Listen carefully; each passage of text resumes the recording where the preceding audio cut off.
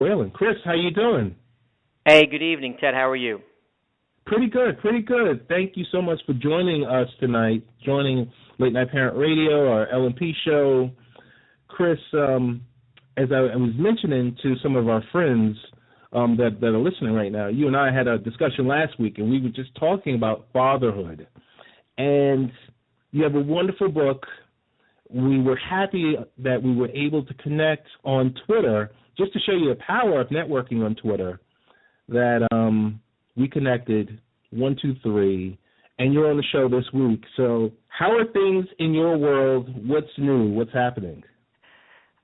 Everything is really fantastic. I just want to mirror what you said a moment ago before you put me on. We're fathers first, and I've been an entrepreneur since I'm a teenager, and I thought I was going to get married and have children, which I did, and be the breadwinner. And when I had my first daughter and held her the first time, I realized that my main vocation was very far from the business world. So definitely fatherhood is my main vocation and my first priority. Just, but as you know, we share that. Oh, yeah, definitely. I mean, like I said, I think you and I, if time was permitting, last week when we were talking, we could have talked maybe for hours. Maybe right. for hours. Just lifestyle, just parenting, and the great thing about it was just that the chance of meeting on Twitter and seeing how you can bear the fruits from it, and the fact that you have a great book says it all for itself. So let's get into it. All right. Well, my book is called Foxhole Father: The Field Guide for Fathers, and it basically aims to teach fathers my basic philosophy, which is becoming the masculine, non-judgmental sanctuary for your children. I've been divorced since 1997, have shared custody with my kids. I've had all the weekend nights, Fridays and Saturdays since then.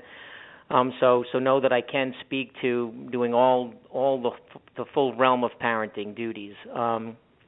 And also, I'm a CPA. I run a full-service CPA firm here in New Jersey, specializing in small to medium-sized businesses. So that's my everyday job. And just to bring up something important in that area is don't forget that Obamacare open enrollment starts November 15th for 2015. Many people believe that there's open enrollment at any time, but that's really not true.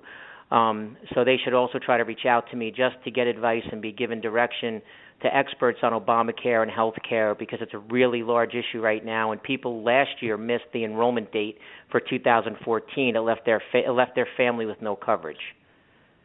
Oh, my goodness, yeah. I remember that, because I remember there was a lot of negative PR about, leading up to the Affordable Health Care Act. And I mean, and Chris, I mean, just not to digress too far, if they had left it at the name of Affordable Health Care Act, I think it would have got so much further than Obamacare. I just had to say that. I agree 100%. I believe there should be a social safety net, of course. I think that a lot of the entitlement programs are really hamstringing people. And they're left with no other choice, with no other true opportunity, but to use some of the entitlements as a true source of income, and they're really the victims. A lot of these people. I do a lot of volunteer work, and but that's a whole separate issue, a whole separate topic. But I agree with you about the Obamacare moniker, definitely. Totally. So with the Foxhole Father, tell us how does the book break down in various segments? Right. Well, the book has 3 different sections to it. The first section is a quick action guide. It is 25 very common fathering, parenting topics with my quick advice, as if you're sitting across the desk from me. Play dates, car dates, curfews, a whole range of topics. That's a really good first section to read, especially for moms that are buying my book. They're handing it to their husbands saying, read the first 60 pages, at least. Then there's the Foxhole Father section. There's the main section in the book, which is a traditional fathering type book with different chapter headings to give advice, and like I said, in very general and some specific parenting situations. Then at the end of the book, at the third section, is Foxhole Single Father. and it's a section dedicated just to single fathers, which I am. I've been getting a lot of great feedback on that. A lot of single dads they don't know where to go. They feel they don't know how to express themselves, and it's making a lot of single fathers feel much less alone and much more understood. So the feedback I'm getting is just so amazing and emotional, and the parent reviews from moms are saying that moms should read the book. They're buying it, telling their husbands, I want you to be the foxhole father. So that's how the book is broken down. It's basically my clear advice. So a lot of the fathering books out there and self-help books are a little preachy, a little flowery. I give advice for a living in my CPA practice, and what I decided to do was just to take these fathering these chapters and just give direct advice the same way, just direct, clear, non-condescending, caring advice that I would give to someone across my desk asking me a business question. And it's really people are really taking to that directness in a big way. So I've been very happy about it. Great. Hey, I want to speak about, or really, I want you to speak about the art on the cover of the book, because I think that's ingenious. So when I look at the cover, I see the Foxhole Father, the Field Guide to Fathers, with your name on it, but I see someone in camouflage holding a child. So tell us about that. All right. Well, the genesis of Foxhole Father, and I've not been in the military, and I'm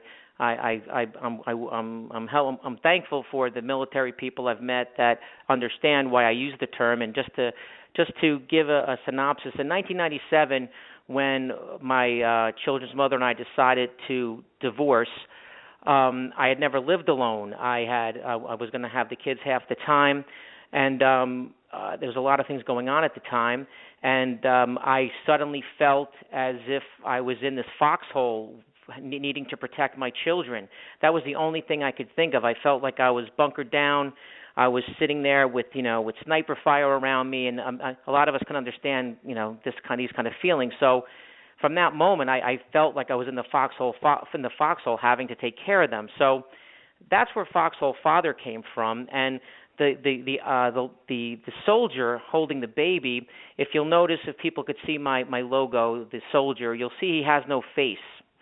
That's because right. I believe, of course, the father doesn't matter. Your feelings don't matter as a parent. It's only what's best for the child. So you'll see a happy baby being held by this soldier instead of a gun, by the way.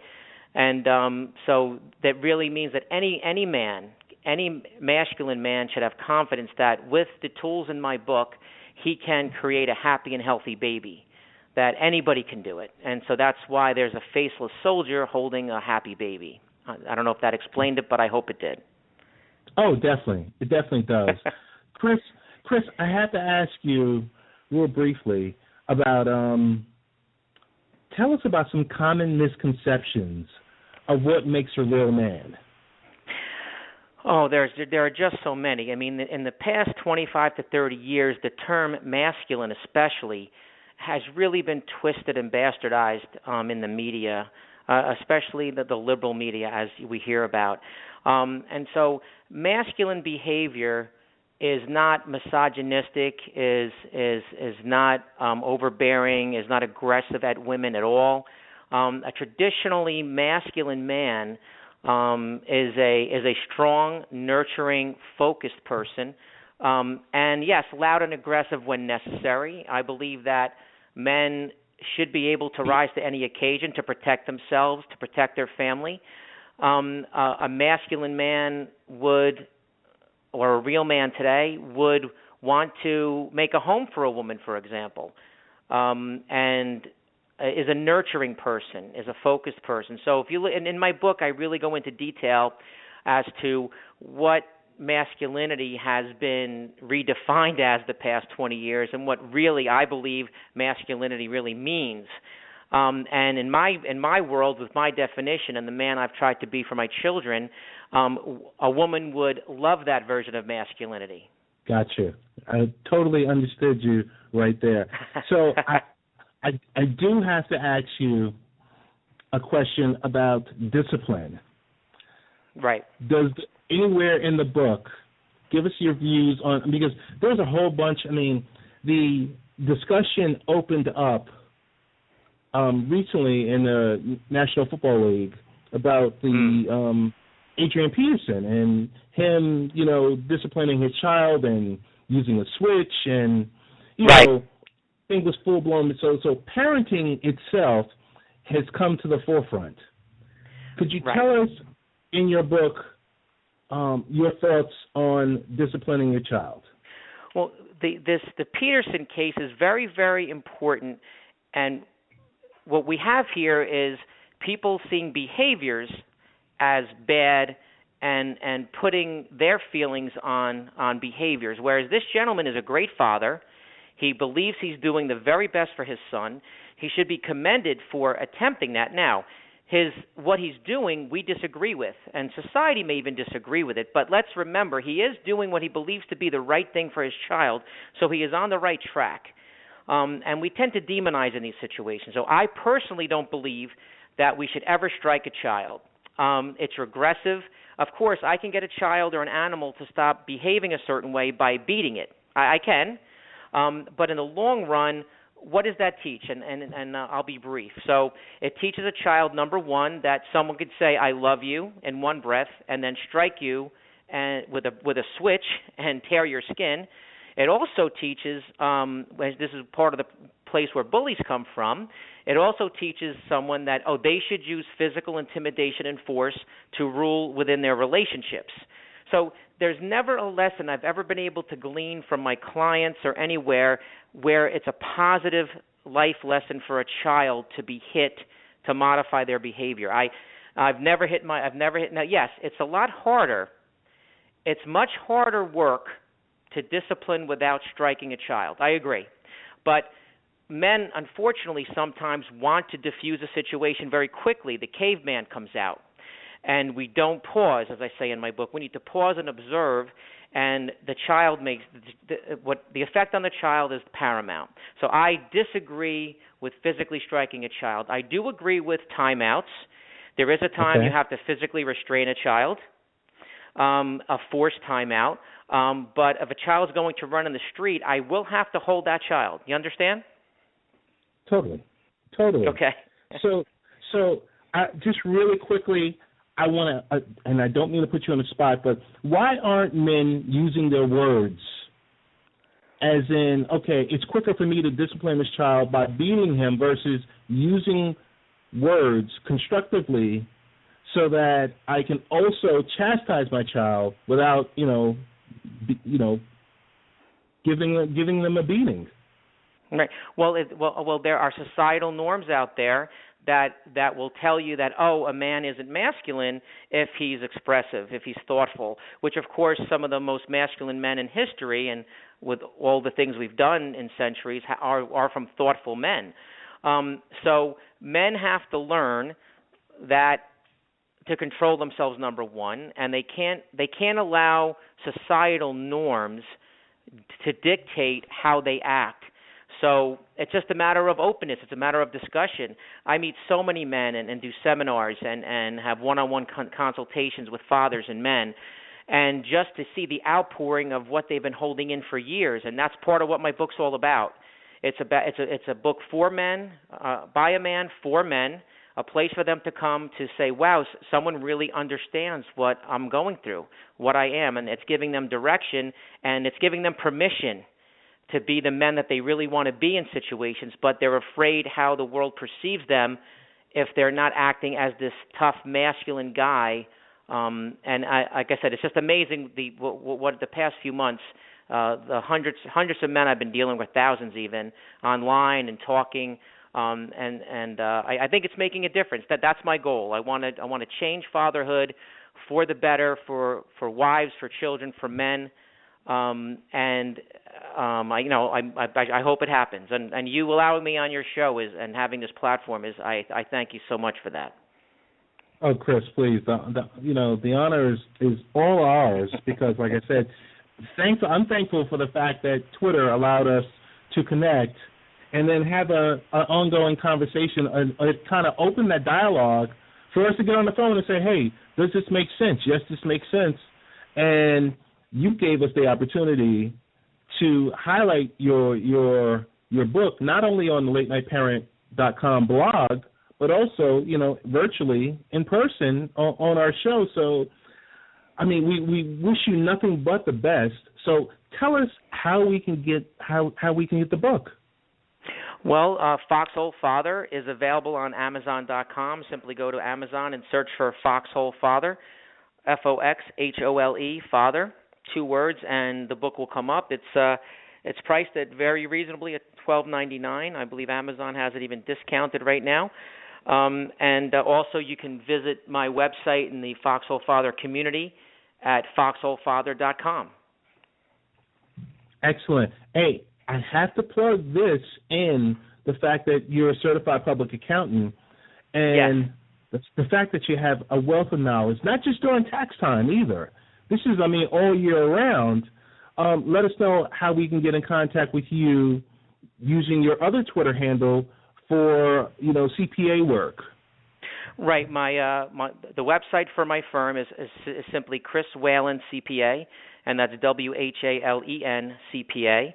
And that's also my email address is chriswhalencpa@gmail.com. You can contact me through the contact page on my website. You can contact me via email. And I'm a full service CPA firm specializing in small to medium sized businesses really around the country. So anyone at any time, feel free to reach out to me. I don't nickel and dime people. I'm looking to help. So if you're in a situation you're not sure what to do when it's a tax or accounting matter, federal or state, please reach out to me, email me, then I can call you back, and I'll really try to give you some direction. I've been, doing tax work since 1987, got my CPA in 1990, so I'm definitely here to help you there, too. I appreciate you bringing up my CPA practice as well. Oh, no problem. Listen, Chris, we want to thank you once again. We want to give you a one-time here.